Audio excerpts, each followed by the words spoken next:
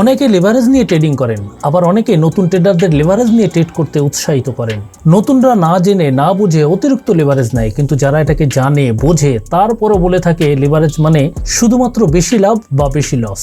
এরা নতুনদের অর্ধসত্য বলে বেশি লাভের লোভ দেখিয়ে সর্বনাশ করে। লেভারেজ মানে শুধুমাত্র বেশি লাভ বা বেশি লস নয়, তার থেকেও অনেক বেশি কিছু।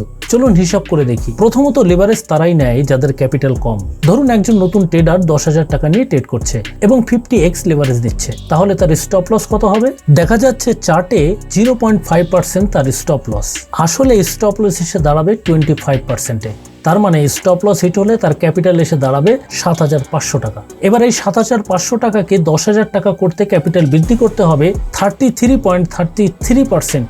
মানে লস করলো 25%, কিন্তু তাকে রিকভার করতে বৃদ্ধি করতে হবে 33.33%, যা এক ট্রেডে রিকভার করা প্রায় অসম্ভব। আর যদি পরের ট্রেড লস হয় তাহলে সে তার ক্যাপিটালই উড়িয়ে ফেলবে। তাই আপনি যদি নতুন ট্রেডার হন তাহলে যত কম লেভারেজ নেবেন আপনার জন্য তত ভালো। যদি এই ইনফরমেশন আপনার ভালো লাগে তবে ভিডিওতে একটা লাইক দিন, আর ট্রেডিং এবং ইনভেস্টিং শিখতে বঙ্গ ট্রেডারকে সাবস্ক্রাইব করে নিন।